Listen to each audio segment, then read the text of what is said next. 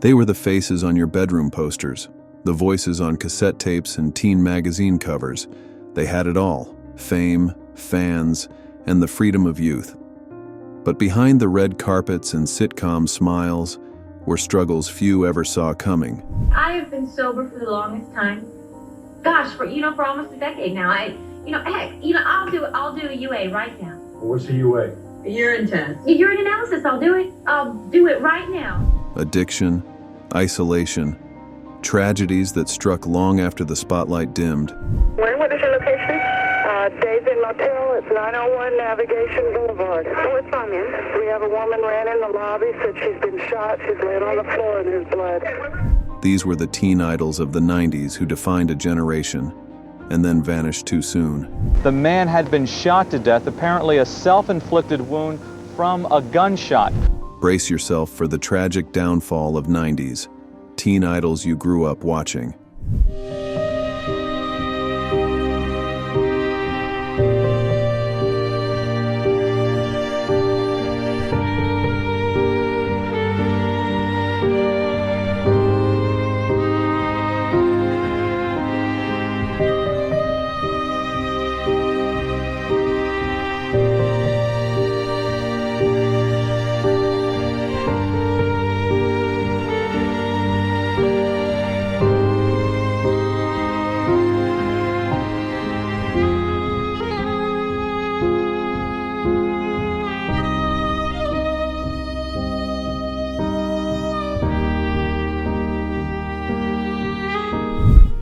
If you ever blasted Santeria from your bedroom speakers, you weren't alone. Bradley Nowell was the 90s soundtrack. With his bleach blonde hair and punk reggae fusion, he made Sublime the voice of a restless, sun-drenched generation. We grew up on the alley living across from each other and started playing music when we were about 12, I guess. Their songs felt like summer, raw, rebellious, real. But behind that laid-back Long Beach vibe, Bradley was struggling. Just as Sublime was about to explode, he was gone. A heroin overdose in 1996 took his life at just 28, just days after getting married and weeks before his band's biggest album dropped. But it's amazing how many people feel that the music has helped them out. Though his life ended too soon, his music still echoes through speakers, skate parks, and beach towns everywhere. Rest in peace.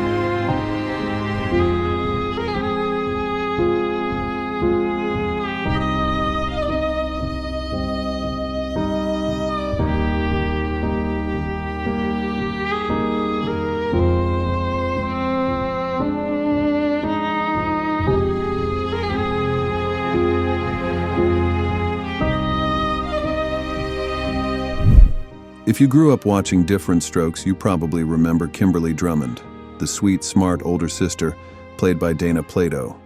She was the girl next door for an entire generation of viewers. If you really want to torture poor little Arnold, why don't you just put him on a rack and stretch him? But behind the scenes, Dana's life was far from the wholesome image she portrayed on screen. After leaving the show, she faced personal struggles, including financial difficulties and substance abuse. On May 7, 1999, she appeared on The Howard Stern Show, discussing her life and challenges. I have been sober for the longest time. Gosh, for almost a decade now. I'll do a UA right now. What's a UA? A urine test. A urine analysis, I'll do it. I'll do it right now. The next day, while visiting her fiancé's family in Oklahoma, Dana died from a drug overdose at the age of 34. Her passing shocked fans around the world and reminded us how fragile fame can be.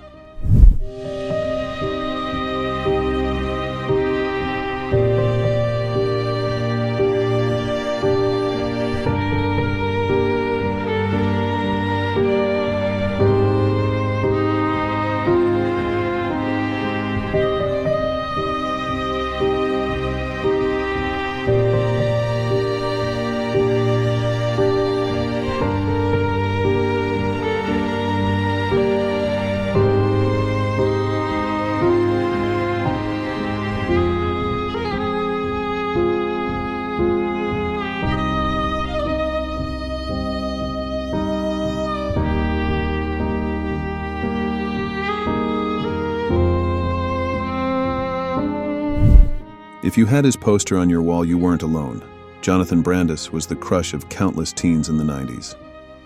With piercing blue eyes and a quiet charisma, he lit up roles in The Never-Ending Story 2, Stephen King's It, and Sequest DSV, where he played the brainy, beloved Lucas. You playing? No.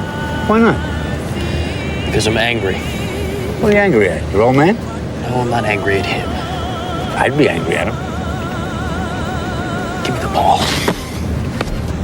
At just 17, he was a certified heartthrob. But as the spotlight dimmed and roles faded, the pressure of former fame weighed heavily. In November 2003, after a series of personal and professional setbacks, Jonathan took. He was only 27. Rest in peace.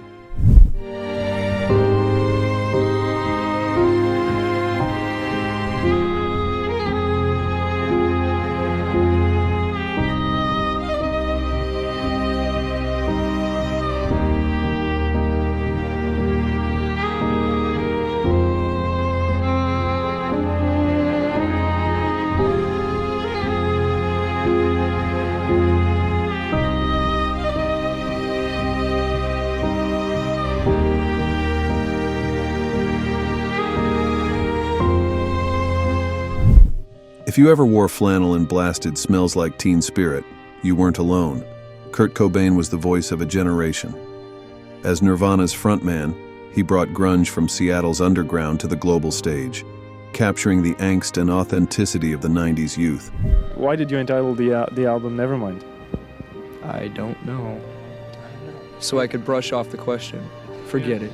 Doesn't matter. Doesn't matter. Behind the raw lyrics and haunting melodies, Cobain grappled with chronic pain, addiction, and the weight of sudden fame. On April 5, 1994, at just 27, he was found dead in his Seattle home from a self-inflicted gunshot wound. His body was discovered 3 days later, alongside a note expressing his struggles and love for his family. Apparently, an electrician was inside the Kurt Cobain home this morning at approximately 8:30 when that electrician discovered the body of a white male, apparently in his late 20s. The man had been shot to death, apparently a self-inflicted wound from a gunshot. He'll always be remembered as more than a rock icon. He was a part of our youth.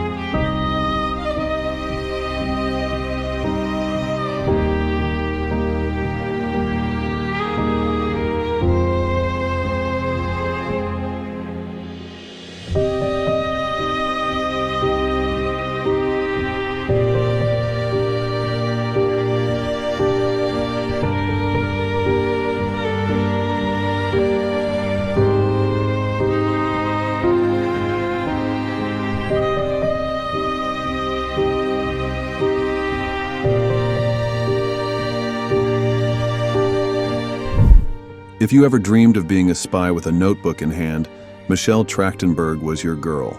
From Harriet the Spy to Buffy the Vampire Slayer and Gossip Girl, she grew up on our screens, evolving from curious kid to complex characters with grace and grit. Face it, Blair. Once upon a time, in a far-off land, you were a queen.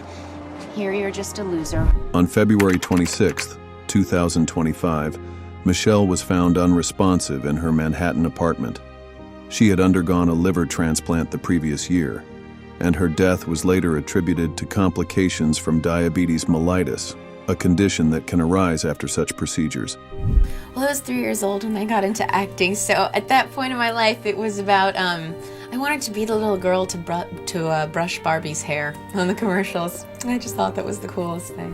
Her passing at 39 shocked fans and colleagues alike. Co-stars from Gossip Girl and Buffy shared heartfelt tributes, remembering her talent, kindness, and the indelible mark she left on their lives. Her loss felt like losing a piece of childhood, an actress who didn't just grow up in front of us, but with us.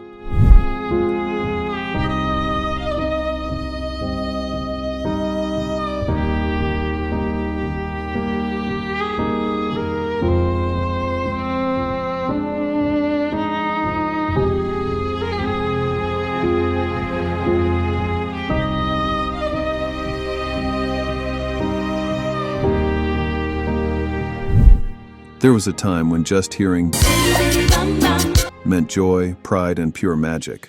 Selena Quintanilla wasn't just a singer. She was the star of a generation, blending pop, tejano, and style in a way no one had before.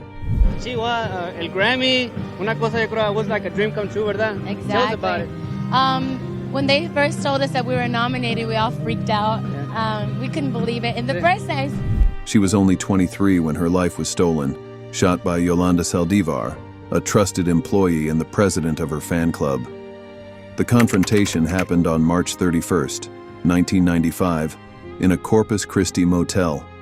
Selena ran for help, but the wound was fatal. What is your location? Days in Motel. It's 901 Navigation Boulevard. What's wrong, man? We have a woman ran in the lobby, said she's been shot. She's laying on the floor in his blood. This year, in March 2025, Saldivar's parole was officially denied, nearly 30 years later. Selena's voice still echoes through speakers, quinceañeras, and hearts, a timeless reminder of what was and what could have been. Rest in peace.